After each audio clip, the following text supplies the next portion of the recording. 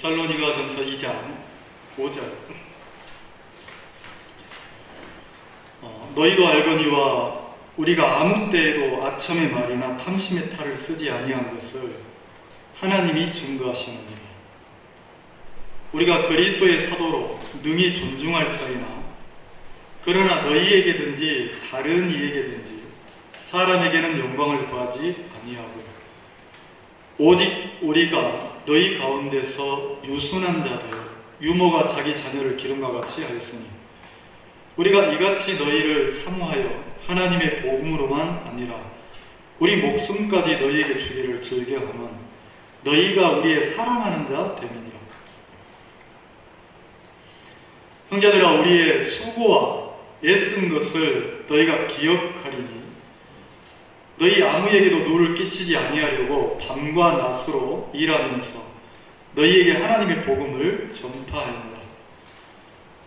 우리가 너희 믿는 자들을 향하여 어떻게 거룩하고 옳고 흠없이 행한 것에 대하여 너희가 증인이요 하나님도 그러하시도다. 너희도 아는 바와 같이 우리가 너희 각 사람에게 아비가 자기 자녀에게 하듯 권면하고 위로하고 경계하노니 이는 너희를 부르사 자기 나라와 영광에 이르게 하시는 하나님께 합당히 행하게 하려 함이니라. 13절 같이 읽겠습니다. 시작. 이러므로 우리가 하나님께 쉬지 않고 감사하노 너희가 우리에게 들은 바 하나님의 말씀을 받을 때에 사람의 말로 아니하고 하나님의 말씀으로 받음이니 진실로 그러하다. 이 말씀이 또한 너희 믿는 자 속에서 역사합니다.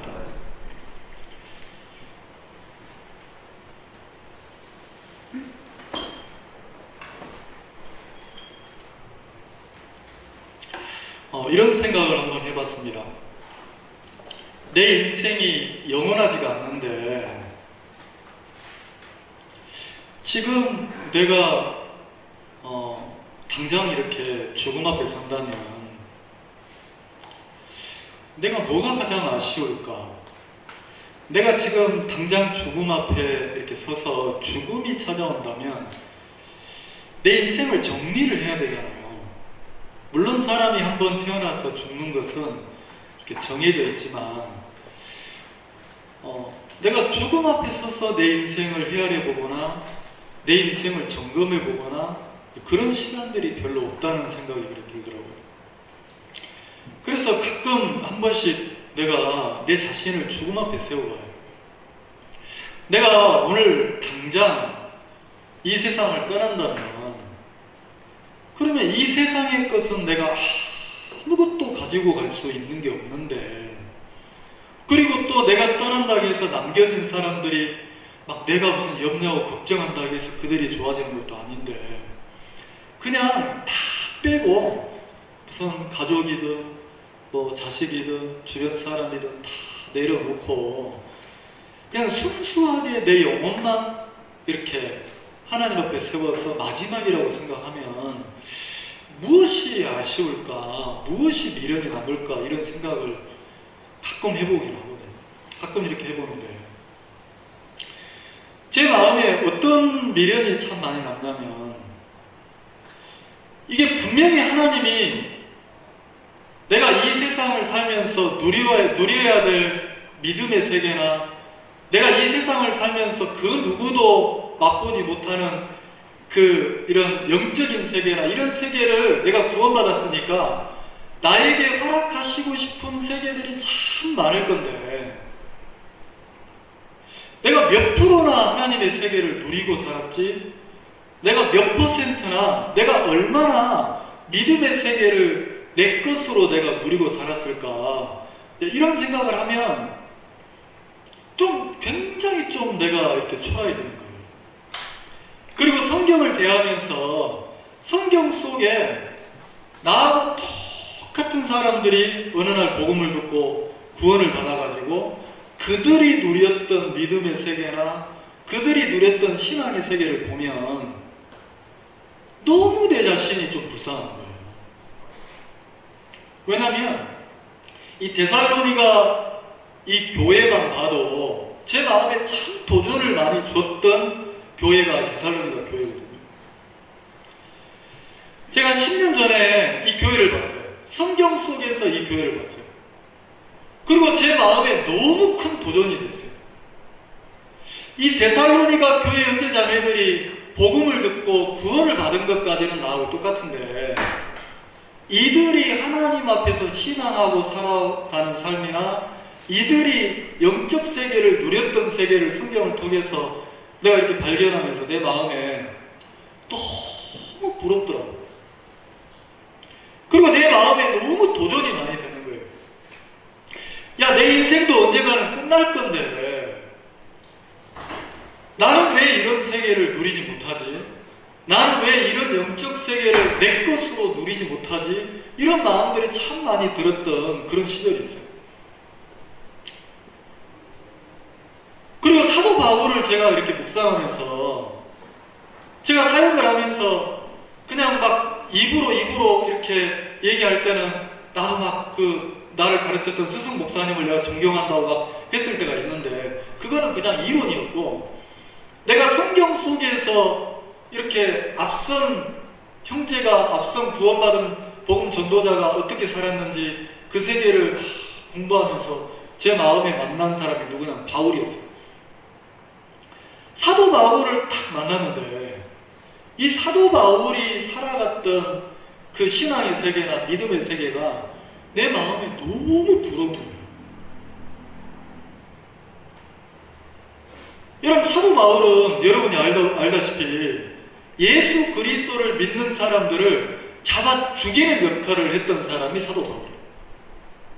그리고 자기가 믿는 거에 대해서 굉장한 확신을 가지고 있던 사람이어서 그냥 단순하게 자기 믿음이 아니라 자기가 믿는 그 신앙에서 벗어난 사람들을 잘못됐다고 이렇게 핍박하고 잡아 죽이는 앞장서서 일하는 그런 사람이었는데 사도 바울이 어느 날 예수님의 영을 만났어요.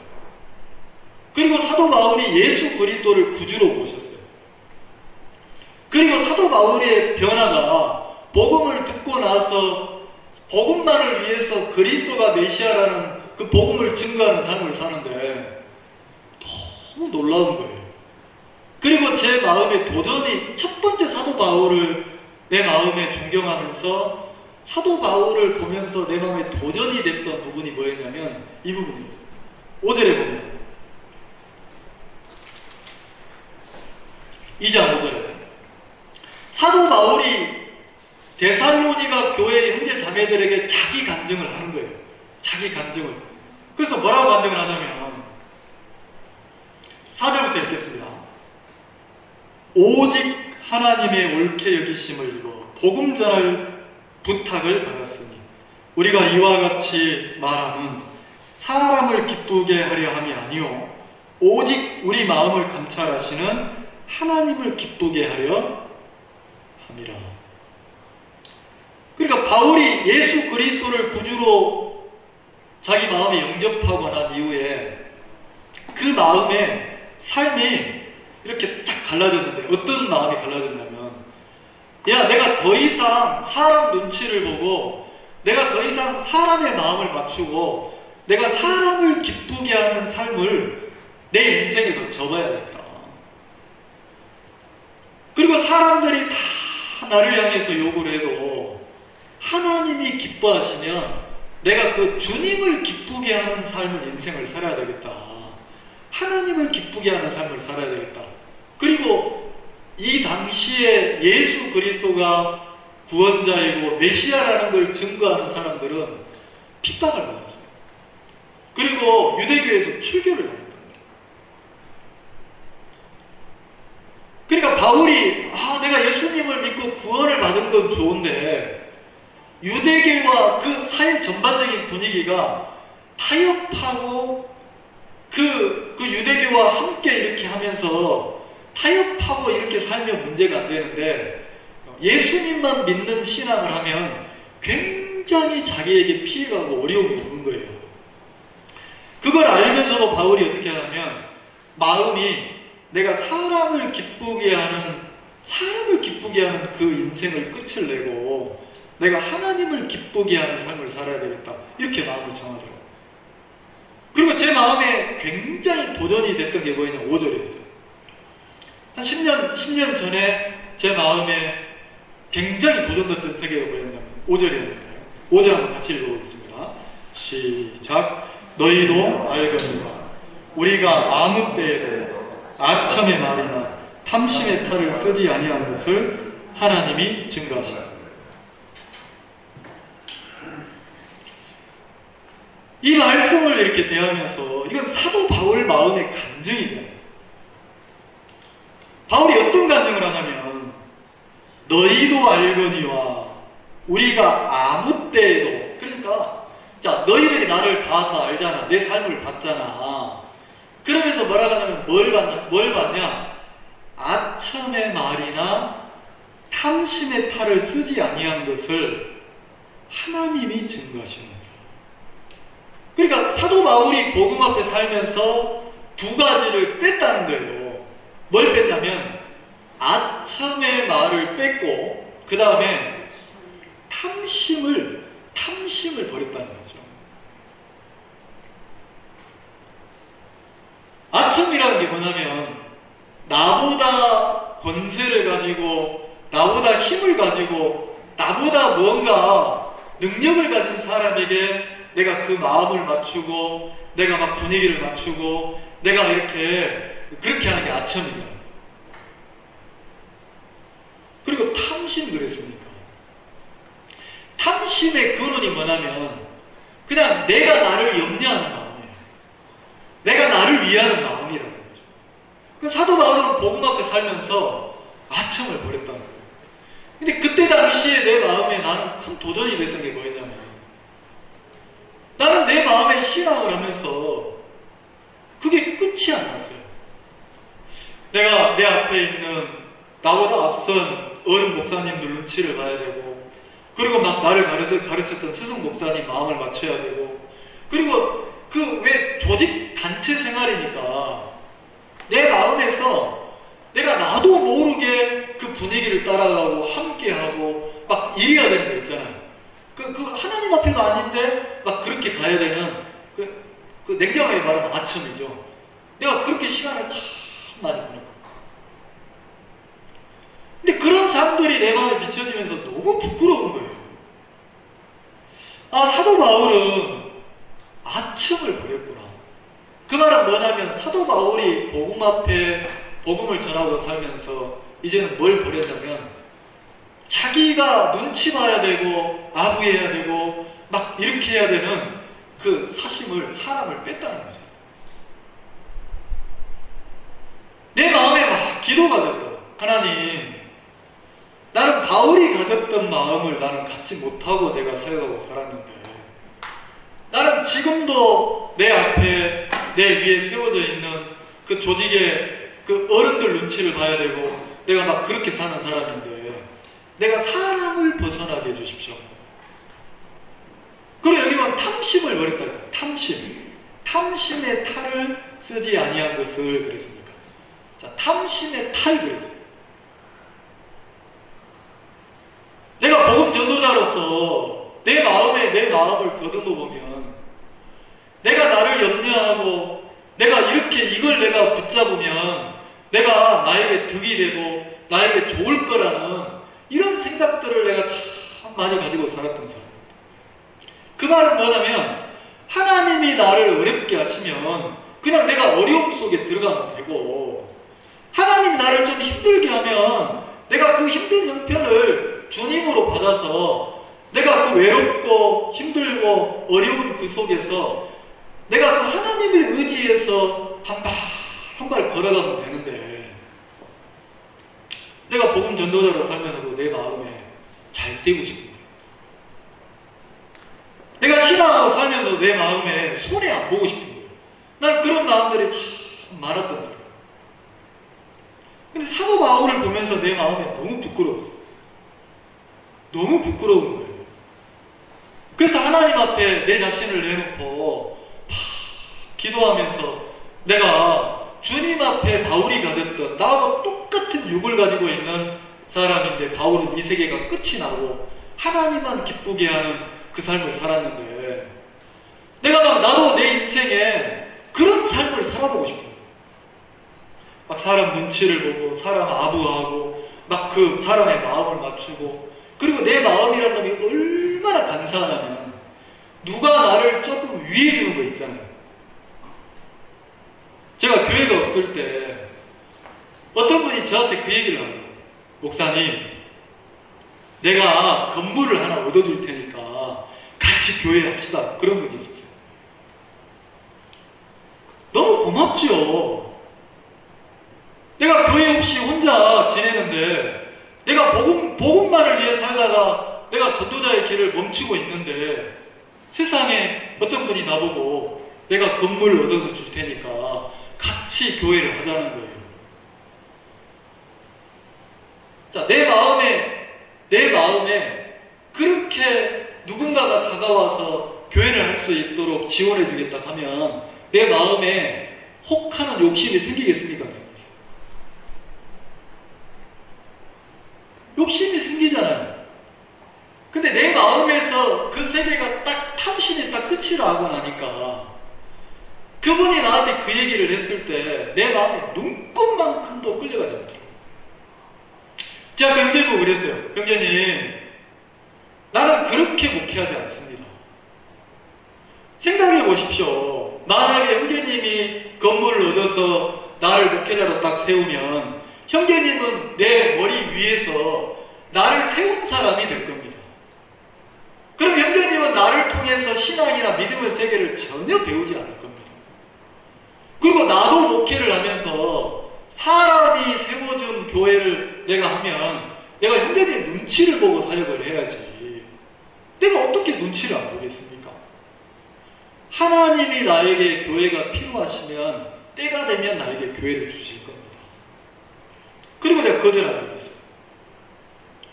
근데 내 마음에 이런 세계가, 내가 만약에 바울을 보고 이런 세계를 배우지 않았다면 나는 막 그쪽으로 끌려갔어요. 그리고 막 교회를 하면서 내가 그렇게 끌려가면 또 사람의 눈치를 보고 내가 막 이렇게 살았을 거라는 거죠.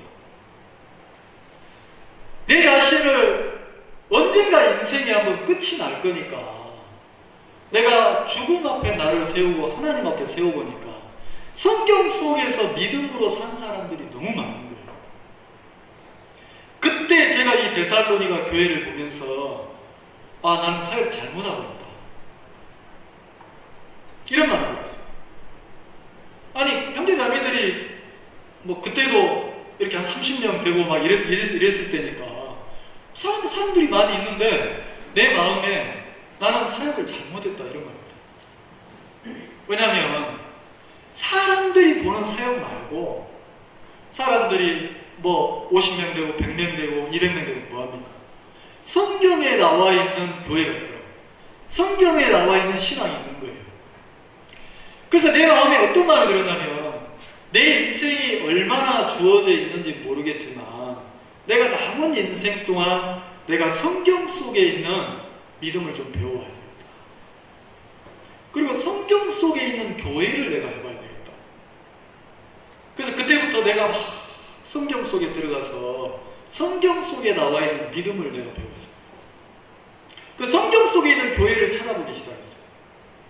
내 마음에 참 많은 은혜를 입혔던 교회가 이 데살로니가 교회인데, 여러분, 이 데살로니가 교회는요, 외형적으로 굉장히 힘들었어요. 환난도 많았고 핍박도 많았고 시련도 많았어요. 그러니까 어떻게 보면 예수 그리스도를 믿고 신앙하기에 너무 어려운 형편이었어요. 근데 이 데살로니가 전서 1장에 보면 잠깐만 살펴볼까요?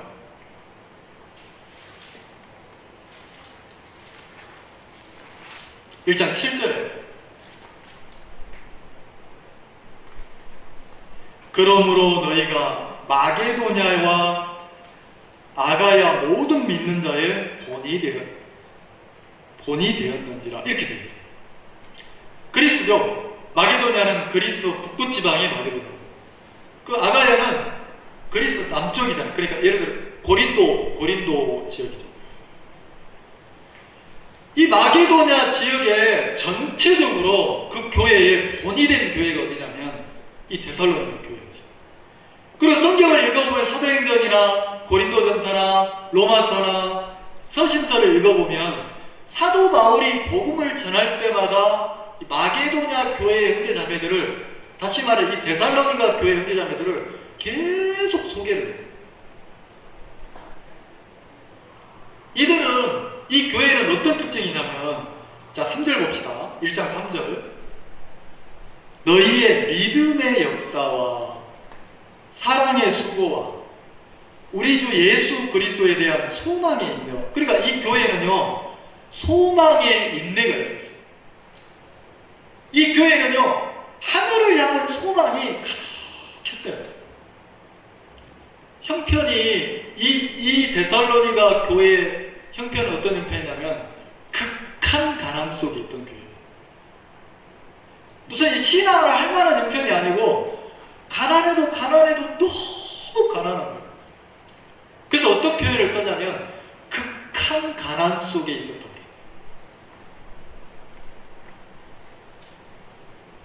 그리고 핍박이, 환난이 굉장히 많았어요. 너무 많은 핍박이 있었어요.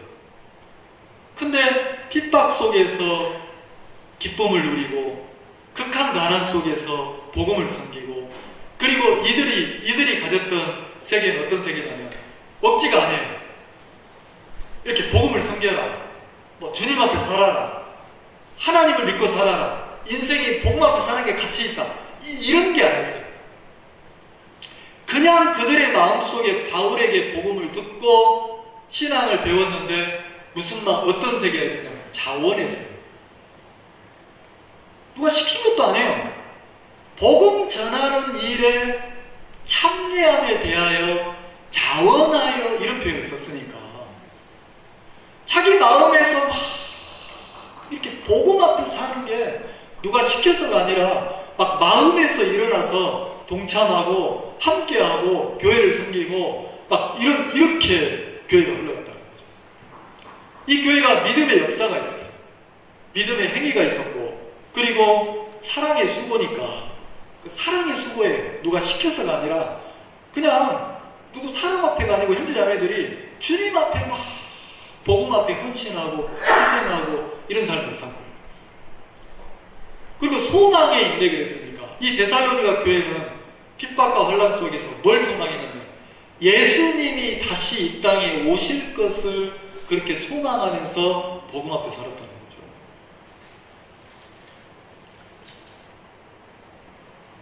반면에 내 마음에 무슨 마음이 들었냐면, 내가 복음 전도자라 하면서 교회 안에서 교회를 이끌고 복음을 전하고 이렇게 사는데 형제자매들은 막 50명, 100명 막 이렇게 사람이 많은데 너무 외로운 거예요. 내가 이런 세계를 보고 나니까 내 마음이 너무 외롭고, 그리고 내 마음에서 무슨 말이 드냐면, 이 데살로니가 교회 형제자매들처럼 누가 시켜서가 아니라 자원에서 성령에 이끌려서 막 교회를 섬기고 복음을 섬기고 막 이렇게 하나님을 섬기고 그것을 하늘에 소망을 두고 사는 사람들이 많으면 좋겠다. 그래서 내가 만난 만큼 하늘의 세계를 말씀 시간에 이야기를 하는 거예요. 근데 너무 안타까운 건 뭐냐면 형제자매들이 입으로는 믿음 얘기를 하고 간증은 하나님 앞에 하는데 실제 마음속의 중심은 이 세상의 소망을 두고 손익계산을 하고 옳고 그름을 나누고 막 이렇게 사니까 훤히 보이잖아요. 야, 하늘에 소망을 둔 사람들이 있으면 좋겠는데, 하나님 앞에서 사는 사람들이 있으면 좋겠는데, 복음을 통해서 자기가 세워지고 자기가 인정을 받고 막 이런 거 말고, 이런 세계 말고, 사람에게 인정받는 세계 말고, 이 데살로니가 교회 형제자매들이 신앙했던 것처럼 막 이런 신앙인의 걸음을 한 발 한 발 걷는 사람들이 한 명, 두 명 생겨나가지고 함께 믿음의 손을 잡고 복음 앞에 막 하면 얼마나 좋을까. 이런 마음이 들었어요. 그래 내 마음에 그날부터 무슨 꿈을 꿨냐면, 하나님, 내가 죽기 전에 1명이든 10명이든 100명이든 이 성경 속에 나와 있는 데살로니가 교회처럼 진짜 주님 앞에서 자원해서 복음을 섬기는 이런 교회의 성도들하고 이런 교회를 한번 해보고 싶습니다. 그런 마음이 막 들더라고요. 발령을 받았어요. 발령을 받아서 더 큰 교회로 갔어요. 한 1년, 2년 지나니까 성도들이 배로 늘더라고요. 한 100명이 되는 거예요. 100명이 되니까 사택에 사람들이 막 그냥 매일같이 오는 거죠. 매일같이 와서 막 탁구 치고 교제하고 말씀 나누고 막 이러고 가고, 진짜 뭐 집에 다녀오겠습니다 이렇게 하고 가시는 거죠. 근데 내 마음에는 너무 이렇게 외로운 거예요. 제가 그때 어떤 형제님이 교회 이렇게 집회 워크숍을 하는데 기타 치고 노래를 해요. 어떤 노래를 하냐면, 아무도 날 찾는 이 없는 외로운 이 산장에 그 산장의 여인이라는 노래를 딱 부르는데 내 마음에 그 마음이 들었어요. 야, 복음 앞에 주님 앞에 한 발 한 발 걸어가는 길이 꼭 그 산장의 여인처럼 외로운 길이구나, 그 마음이 들어요. 그래서 내가 그 노래를 막 불렀어요. 나도 모르게 그 노래를 막 불렀어요. 그 노래를 부르니까 어떤 집사님이 내 옆에 있다가 내 손을 들쑥 잡는 거예요. 잡더니 뭐라고 하냐면, 목사님 곁에는 제가 있는데 왜 자꾸 외롭다고 합니까? 아니, 그리고 목사님 오시고 나서 사람들이 배로 불어가지고 이제 한 100명 되고 이렇게 보십시오, 이렇게 막 교회가 막 시끌벅적 이렇게 좋은데 뭐가 외롭다고 자꾸 그러십니까? 외로울 땐 저를 생각하십시오, 내가 있습니다, 이러는 거예요. 근데 내 마음에 너무 안타까운 게, 이분이 직분은 집사인데 사람들 앞에 세워지는 걸 너무 좋아하는 거예요. 인정받는 걸 너무 좋아해요. 마음의 세계가 하나님 앞에 한 발 한 발 걸어가야 되는데 그게 안 된 분이거든요. 그분을 내가 책망하는 게 아니고 기도가 되는 거죠. 왜 외로운지도 모르는 거죠. 그래 내 마음에 그런 시간을 보낸 적이 있어요. 이 데살로니가 교회를 보면, 여러분들 데살로니가 전서 후서를 한번 읽어보세요. 이해가 안 가면 사도행전 막 13장부터 이렇게 한번 읽어보세요. 그러면 데살로니가 교회가 이렇게 쭉 나오는데, 사도 바울의 전도여행이 시작된 게 13장입니다. 17장, 18장 이렇게 넘어가면 이 데살로니가 빌립보 다음에 데살로니가 교회인데, 바울이 많이 가르치지도 않았어요. 3주 복음을 줬어요. 3주. 바울에게 3주 복음을 듣고, 물론 디모데를 보내서 또 신앙을 가르치긴 했지만, 이 데살로니가 교회 형제자매들이 사도 바울이 살아가는 삶을 딱 본을 받았어요. 바울이 아첨을 버리고 탐심을 딱 버렸듯이 이들 마음속에 복음을 딱 듣고 나서 더 이상 사람에게 인정받고 세상에서 잘 되려고 하는 마음을 딱 접었어요. 그리고 이 데살로니가 형제자매들이 어디에 소망을 뒀냐면 하늘에 소망을 뒀다. 이거는 2차 전도여행 때 사도 바울이 2차 전도여행 때 처음으로 데살로니가 지역에 가서 복음을 전했을 때니까. 여기 보면, 자, 거기 한번 봅시다. 7절, 2장 7절 한번 보세요.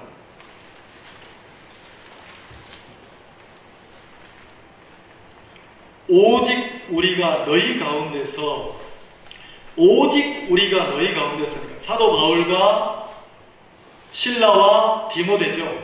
2차 전도여행 때 그 팀을 이뤘던 게 바울, 실라, 디모데니까. 그들이 그들이 가서 데살로니가에서 복음을 전할 때 오직 우리가 너희 가운데서 유순한 자 되어 유모가 자기 자녀를 기름과 같이 하였습니다. 그러니까 처음에 데살로니가 지역에 가서 바울이 전할 때 그 사람들에게 복음을 전할 때 한 사람 한 사람이 너무 귀하고 소중한 생명으로 이렇게 하나님이 허락하신 사람들로 되었단 말이에요. 그리고 뭐라 하냐면 8절에 우리가 이같이 그래서 복음을 전해서 그들이 구원을 받았는데 8절에 우리가 이같이 너희를 사모하여 요때 편지를 쓸 때는 이 복음을 전하고 그 지역에서 너무 핍박이 심해서 어디로 가냐면 그 데살로니가에서 베레아로 왔어요. 그럼 데살로니가에서 유대인들이 또 와서 핍박을 하니까 베레아까지 찾아와서 핍박을 하니까 또 아테네로 갔어요. 아테네로 갔다가 고린도로 가서 고린도에서 편지를 쓴 게 데살로니가서니까. 8절에 우리가 이같이 너희를 사모하여. 바울의 마음에 데살로니가에 남겨두고 온 형제 자매들을 사모했다는 거예요. 막 사모했다는 거예요.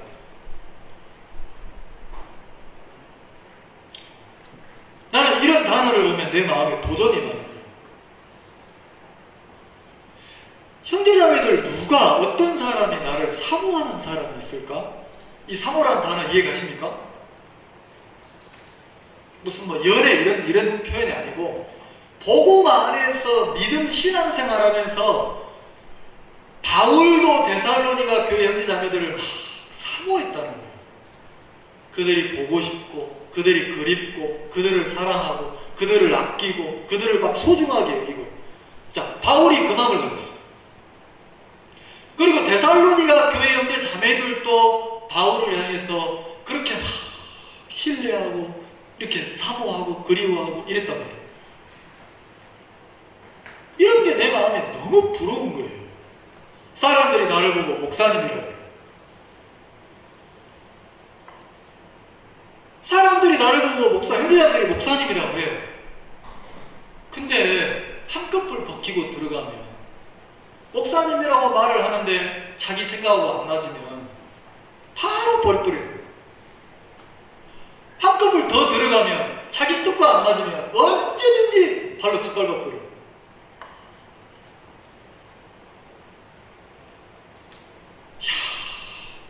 난 이런 세계가 보여지면서 내 곁에 사람들이 아무리 많아도 한 명도 믿음 관계로 연결된 사람은 없다. 난 그런 마음을 받았어요. 진짜 믿음 관계로 들어가면 좀 문제가 있고 허물이 있어도 아끼고 섬기고 좀 어떻습니까? 좀 안 맞아도 좀 부족해도 그래요. 이번에는 우리가 한번 이렇게 이해하고 품고 한번 가봅시다. 그리고 그 다음 세계로 넘어가 보면 좋잖아요. 근데 그게 안 되는 거예요. 조금 안 맞으면 뭐 하냐면 이러니까. 그래서 제가 무슨 설교를 많이 했냐면 여러분들이 지금 이 설교를 듣고 있지만 어느 날 큰 힘이 와서 나를 사역을 못하게 하고 나를 죽일 놈이라 하면 여러분들이 나를 향해 다 돌 던지고 내 등 뒤에 칼 꽂을 거라고 그랬어요. 예배를 딱 마치고 나니까 형제님들이 찾아와서 그러는 거예요. 목사님, 다른 사람은 그래도 나는 안 그럽니다. 나는 목사님을 믿습니다. 그리고 하여튼 막 하나님이 그 사역을 하게 한 날까지 사역을 딱 하고 그만뒀는데 그 단체에서 나왔는데 너무 마음이 아프더라고요. 왜냐면 진짜 그대로 되는 거예요. 막 도둑놈, 사기꾼, 막 죽이는 막 이러니까 확인도 안 하고 알아보지도 않고 이제 이런 게 너무 안타까운 거죠. 그래 내 마음에 무슨 마음이 들었냐면 내가 죽기 전에 진짜 성경적인 교회를 한번 해보고 싶다. 내가 머리끝에서 발끝까지 허물도 많은 사람이고 연약함이 많은 사람이지만 내 연약함이나 허물을 문제 삼지 않고 그리스도의 사랑으로 믿어주는 형제자매들. 나도 형제자매들이 어떤 눈물이나 연약함이 있어도 옳고 그름을 따지는 게 아니고 주님의 마음으로 그들을 사모하고 아끼고 섬기고 그리고 좀 문제가 있으면 막 말씀으로 교대해서 그게 넘어가지고 내가 완벽해서가 아니라 내가 머리끝에서 발끝까지 허물투성인 사람이지만 그리스도의 사랑이 우리를 조건이 돼서 서로 신뢰하고 믿는 교회, 그런 교회를 하고 싶어요. 여기 보면 이렇게 되어 있어요. 8절, 우리가 이같이 너희를 사모하여 하나님의 복음으로만 아니라. 자, 복음 때문에 데살로니가 교회 형제자매들을 만났어요. 데살로니가 지역의 형제를 만나서 복음을 전했어요. 이렇게 맺어진 인연인데 복음으로만 아니라, 자, 복음이 아니더라도 우리 목숨까지 너희에게 주기를 즐겨하면 너희가 우리의 사랑하는 자 됨이라. 이런 표현입니다. 바울이, 실라가, 디모데가 데살로니가 교회 형제 자매들에게 편지를 써서 뭐라고 하냐면, 야, 우리가 복음 때문에 만나서 이렇게 알게 됐는데 그렇게 서로 믿고 신뢰하는 관계가 되니까 이제 복음을 빼더라도 우리 목숨까지 너희에게 주기를 즐겨하는 그랬어요. 여러분, 목숨을 기쁘게 내놓을 사람 있습니까?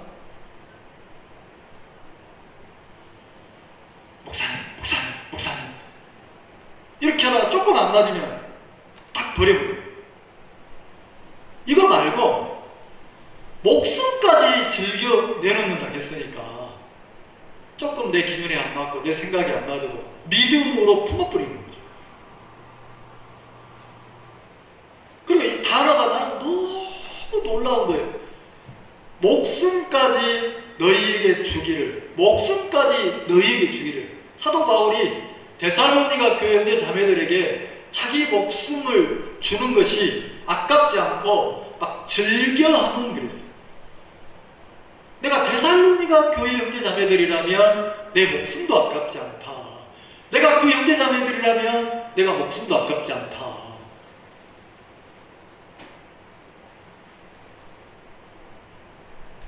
이 바울의 마음이 보여지면서 내 마음에 너무 부러운 거예요.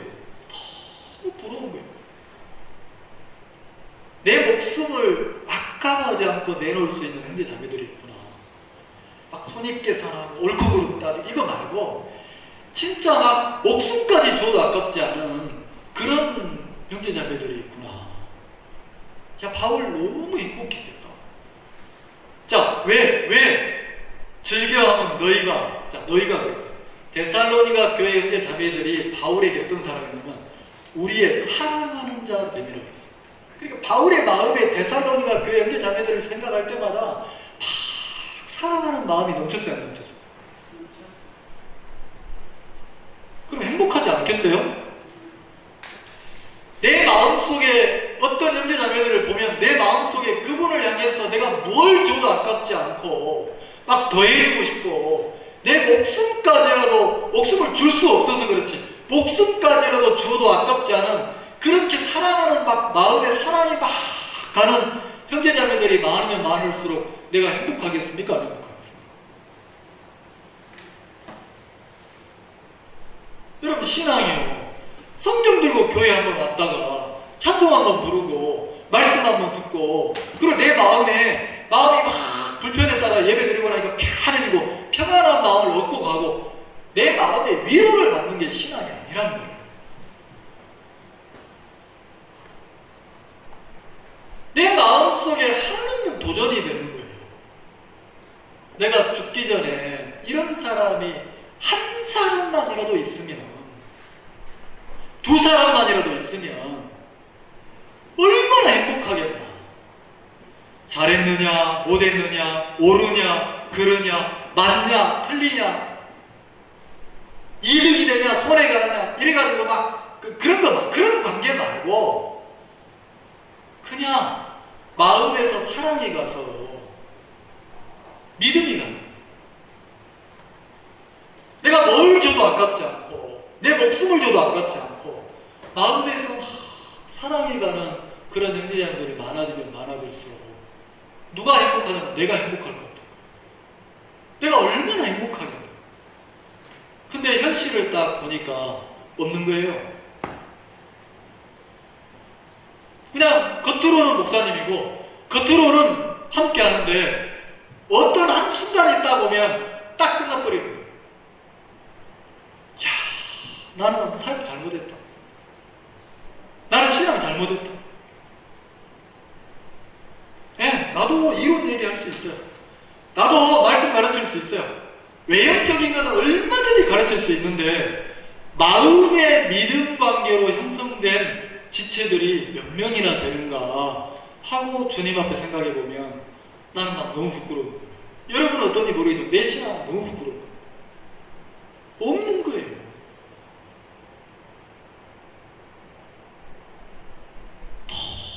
너무 부끄러운 거예요.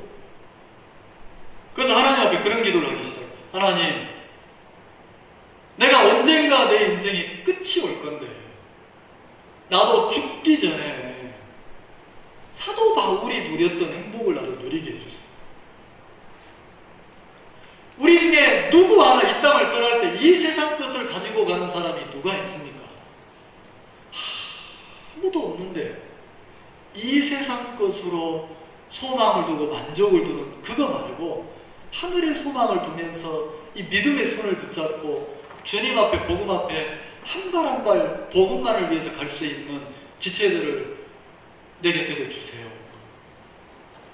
그리고 진짜 이런 성경적인 교회에 막 옳고 그르고 맞고 틀리고 이런 걸 따지는 교회 말고 그냥 좀 부족해도 좀 아니어도 이렇게 막 그 그리스도의 사랑으로 품고 서로 믿어주고 이렇게 한 발 한 발 복음 앞에 가보고 그래서 그런 믿음의 사람들이 많아져서 누가 와도 이 교회가 믿음의 교회가 어떤 연약한 사람이 와도 품고 그들을 믿음으로 세워나갈 수 있는 그런 교회를 할 수 있게 해주세요.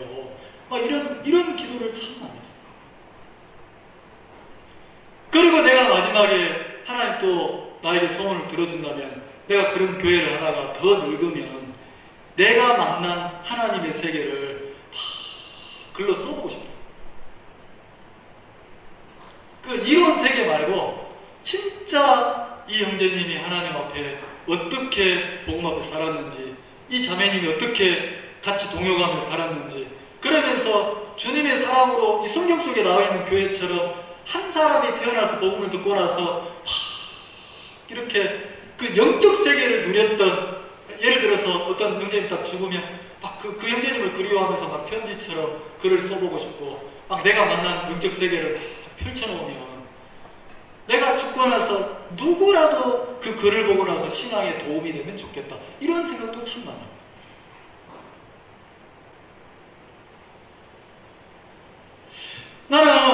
나는 이런 성경을 보면 내 마음에 도전이 참 많이 들어요. 그리고 막 소망이 많이 들어요. 목숨을 줘도 아깝지 않은 마음에서부터 막 사랑하는 그런 어떤 신앙의 관계 이런 게 참 많아요. 그리고 여기에 이제 처음 막 2차 전도여행이니까 바울이 어떻게 했냐면 복음만 전에 너무 열악하고 어리니까 그들에게 피해를 안 주려고 일을 하면서 이렇게 복음을 전했단 말이에요. 그리고 나중에는 이제 교회가 많아지고 형제들이 많아지니까 교회들이 바울을 후원해서 바울이 더 힘있게 복음 전할 수 있도록 막 일을 했어요. 그래서 이 데살로니가 교회가 바울이 복음 전하는데 뒷받침을 굉장히 많이 했던 교회예요. 로마서나 고린도서를 읽어보면 그리고 이 데살로니가 교회는 자기만 돌아본 게 아니고 이 예루살렘 교회가 기근으로 굉장히 어려울 때 그 예루살렘 교회까지 막 연보를 보내가지고 이렇게 교회를 돕고 이랬던 교회. 그래서 이 교회를 보면 믿음의 본이 된 교회다. 이 데살로니가 교회는 구원받은 성도들이 모여서 신앙하는 교회의 믿음의 본이 된 교회다. 이렇게 표현을 했으니까 자, 믿음의 본 그랬습니다. 자, 거기 한번 읽어봅시다. 1장 6절 한번 봅시다. 7절에는 그러므로 너희가 마게도냐와 아가야 모든 믿는 자의 본이 되었느니라. 본이 된 교회라고 하는데 6절에는 뭐라고 하냐면 또 너희는 많은 환난 가운데서 성령의 기쁨으로 도를 받아. 이 교회를 표현할 때마다 극한 가난, 핍박, 많은 환난 이런 표현이 계속 나와요. 근데 이 많은 환난 가운데 성령의 기쁨으로 도를 받아 우리와 주를 본받는 자 되었으니. 이 데살로니가 교회 형제자매들은 내가 혼자 신앙하면 되지 뭐, 나도 구원 받았는데 내가 성령의 인도를 받으면 되지 뭐, 이런 사람 없었어요. 그렇게 신앙 안 했단 말이에요. 데살로니가 교회 형제 자매들은 바울에게 복음을 듣고 바울과 실라와 디모데를 자기들에게 말씀을 가르치고 믿음의 세계를 가르치는 그들을 굉장히 존경했어요. 그리고 뭐 했냐면 본받았다. 삶을 보고 배웠다. 그래서 우리와 주를 본받는 자가 되었으니 그랬어요. 처음부터 주님 앞에 막 신앙하는 세계를 배운 게 아니고 우리에게 복음을 전해주는 바울이, 그리고 바울이 보냈던 디모데가 어떻게 말씀을 가르치고 어떻게 영적 세계를 누리고 그리고 어떻게 우리를 섬기는지 그거를 본받았다는 거죠. 그렇게 하다 보니까 마음의 단계가 이제 사람을 넘어서 어디까지 갔냐면 주를 본받는 자 되었다. 자, 이들의 삶의 초점이 복음 앞에 살아가는 바울이나 그 세계를 또 넘어서 이제는 주님이 어떻게 살았는지를, 주님이 어떻게 복음 앞에 사셨는지를 주님을 본받는 신앙을 했다는 거예요. 자, 혼자 독자적으로 막 신앙을 했습니까? 누군가를 보고 배웠습니까? 네, 보고 본받고 배웠다는 거예요. 그래서 이 교회가 많은 교회의 믿음의 본이 됐다는 거죠. 본이. 자, 그리고 또 한번 읽어봅시다. 자, 13절. 2장 13절 한번 보겠습니다.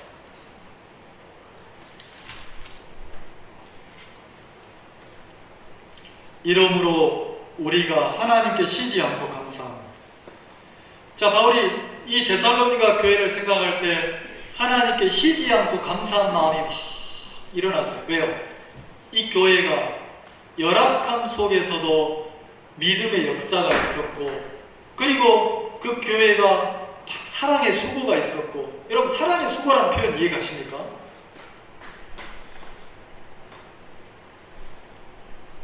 여러분 교회 안에서는요, 어느 누구도 여러분이 이렇게 평가하는 사람이 되지 마세요. 사랑의 수고 앞에, 그러니까 여러분들이 봉사하고 희생하는 사람이 되세요. 어떤 일을 해보면 결과를 보면 그 결과가 내 마음에 드는 일은 대개 한두 가지예요.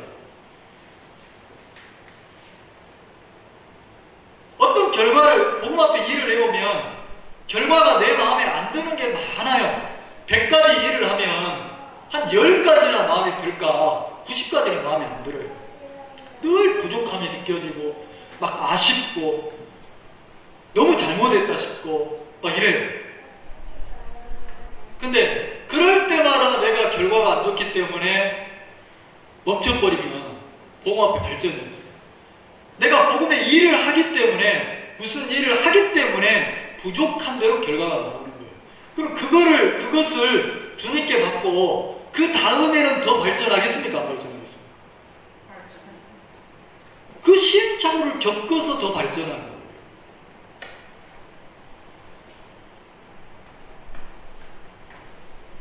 이 마게도냐 교회가 사랑의 수고가 있었는데, 여러분 우리는 교회 안에 신앙하면서 어떻게 살아야 되냐면 믿음의 역사를, 믿음의 수고예요. 믿음의 행위예요.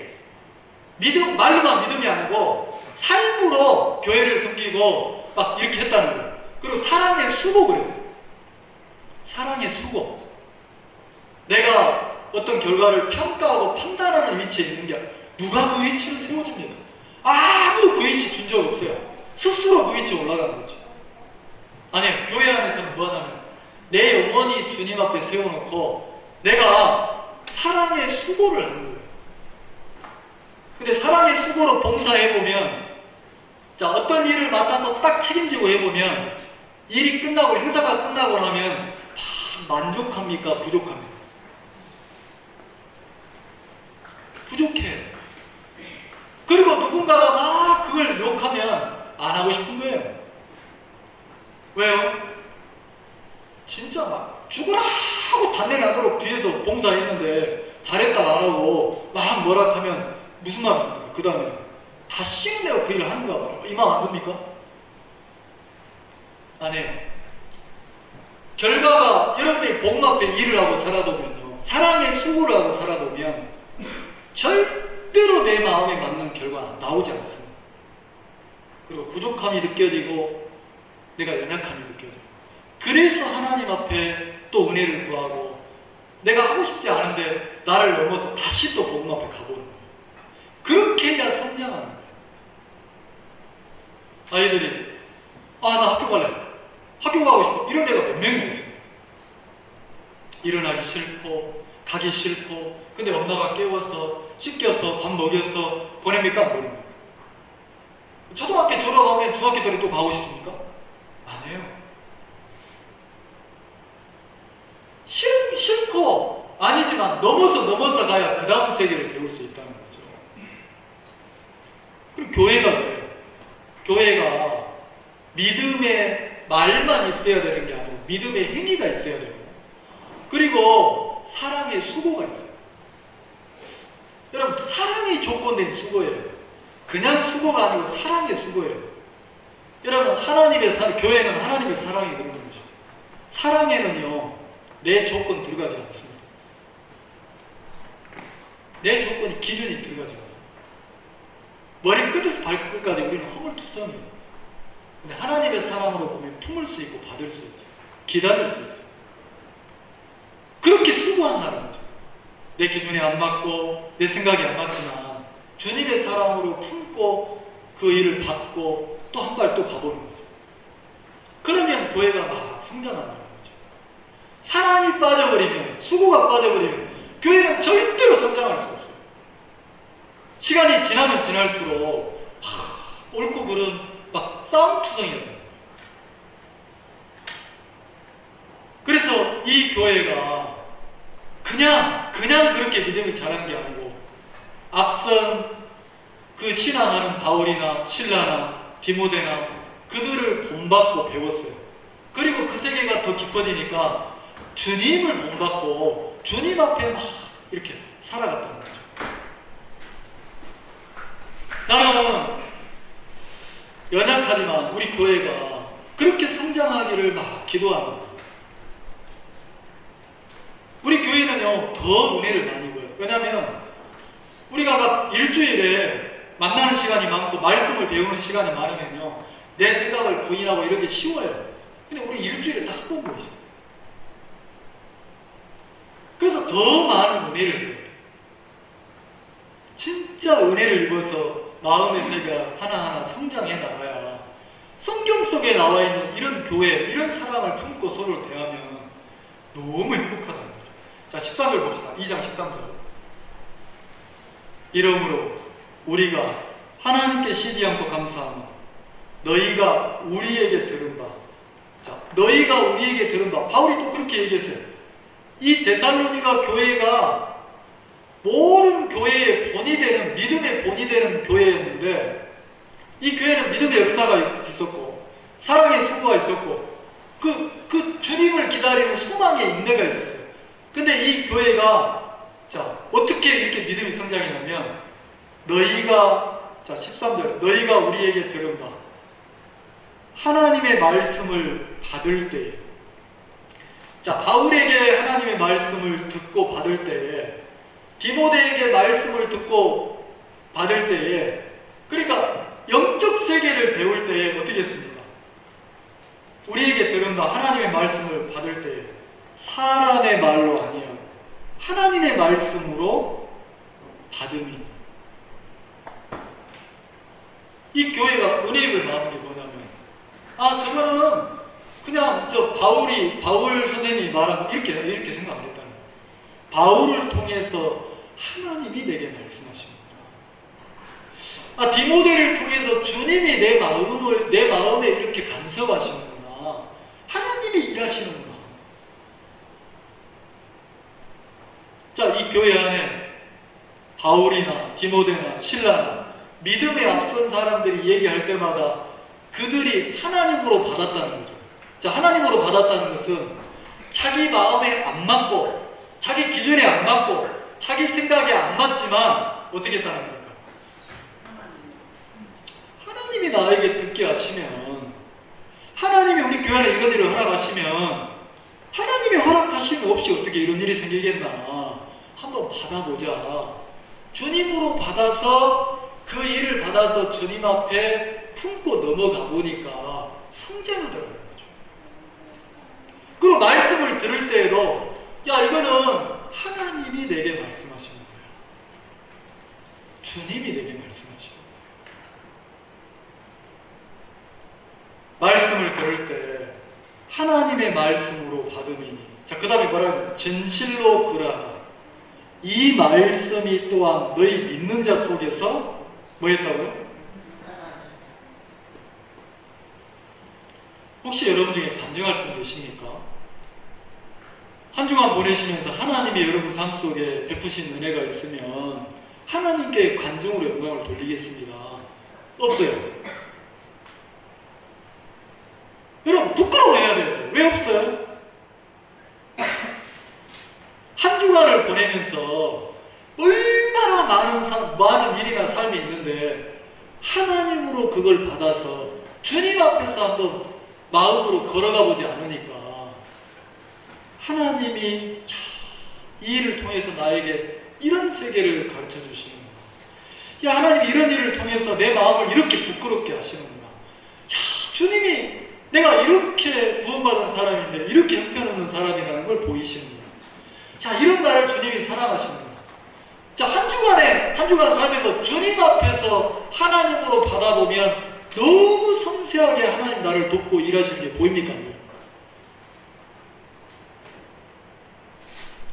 마음의 방향을 하나님으로 바꿔 살아요. 그리고 그런 간증이 많이 나와요. 왜냐하면 여러분 잘해야 돼요. 마음의 세계가 어린 데서 자라야 된단 말입니다. 다 성장하고 큰 사람처럼 마음의 팔자가 딱 끼고 간증하면 다 듣고 평가하고 그렇게 살지 마세요. 내 인생이나 여러분의 인생이, 우리의 인생이 얼마 남지 않았단 말이에요. 내가 마음을 정하고 믿음의 세계나 신앙의 세계를 배워서 누려도 짧은 인생인데 내가 한 주간을 보내면서 이런 일이 생겼네. 이걸 하나님으로 받아보고 하나님 왜 이렇게 이런 일을 주셨을까? 그리고 주님 앞에 막 헤아리고 생각해보면 내 마음에 주님이 나에게 가르치는 게 있어요. 그래서 내 마음이 자라나야 되죠. 1년 지나도 2년 지나도 3년 지나도 여전히 날아가는 생각 속에서 딱 잡혀있으면 여러분 가만히 있으면 신앙이 자라고 마음의 세계가 자랄 것 같죠? 절대 안 자랍니다. 여러분 스스로 믿음의 싸움을 싸워서 한 발 한 발 믿음의 걸음을 걷지 않으면요 절대로 믿음 자라지 않습니다.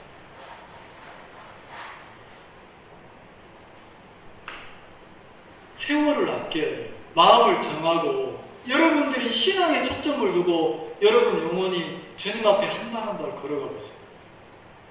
말이 달라지고 삶이 달라지고 생각하는 게 달라져요. 진짜입니다.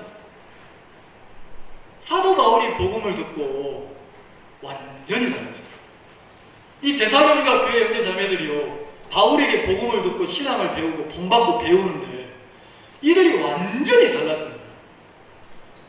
변하잖아요. 바뀌잖아요.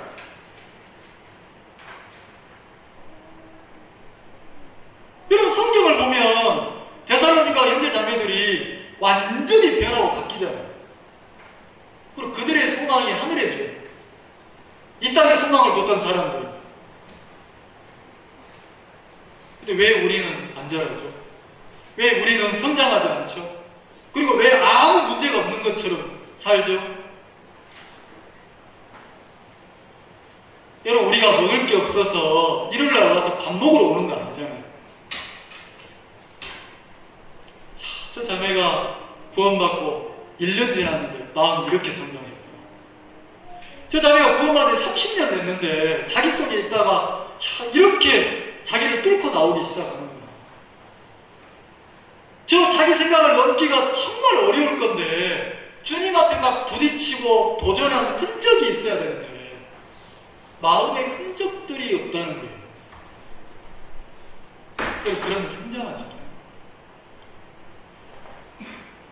우리 교회가 하나님이 허락해서 이 교회를 하는데, 여러분, 우리 그냥 개모임 하듯이 모여서 막 즐겁고 흥흥 이러려고 교회 하는 거예요. 이 교회를 통해서 하나님이 영광을 받으셔야 돼요. 그리고 하나님의 뜻이 이 교회를 통해서 막 증거가 돼야 되고, 자, 우리 속에 하늘에 속한 하늘의 믿음이 내 마음에 새겨져야 됩니까? 안 새겨져요?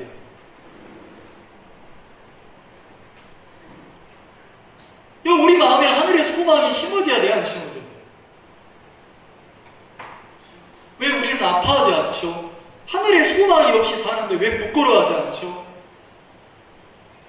내가 하나님을 향해서 마음을 잃어버렸는데 왜 우리는 울지 않냐는 거예요. 영적 세계는 없어지고 옳고 그르고 맞고 틀리고 이렇게 가면 이거는 진짜 이 하나님이 원하는 교회가 아닙니다.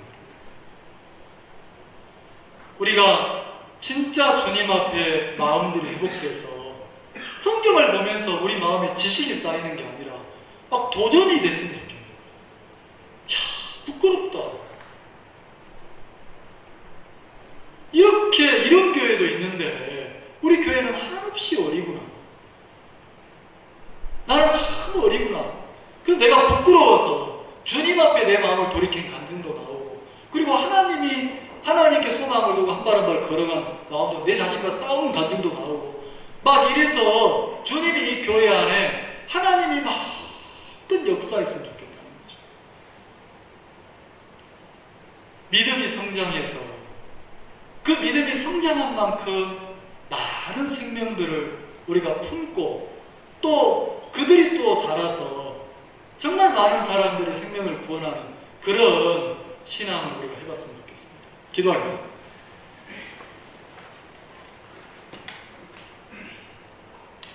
하나님 아버지, 우리가 복음을 듣고 구원받은 지 세월이 참 지났습니다.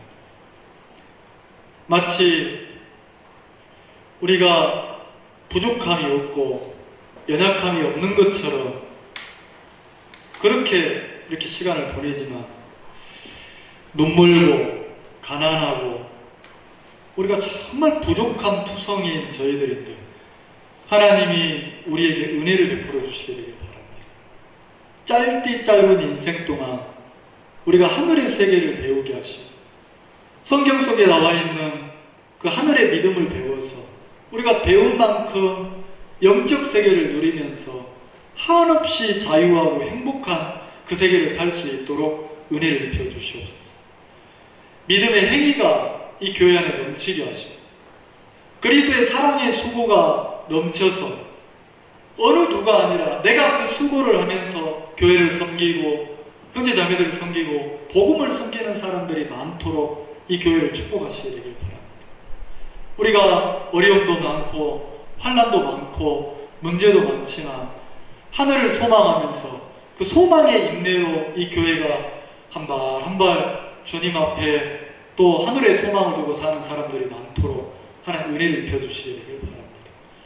사랑하는 성도들의 마음이나 또 제 마음에 믿음의 성장이 와서 정말 이 교회가 더 믿음으로 풍성하고 많은 사람들을 품을 수 있도록 은혜를 입혀주시게 되길 바랍니다. 예수님의 이름으로 기도를 드렸습니다.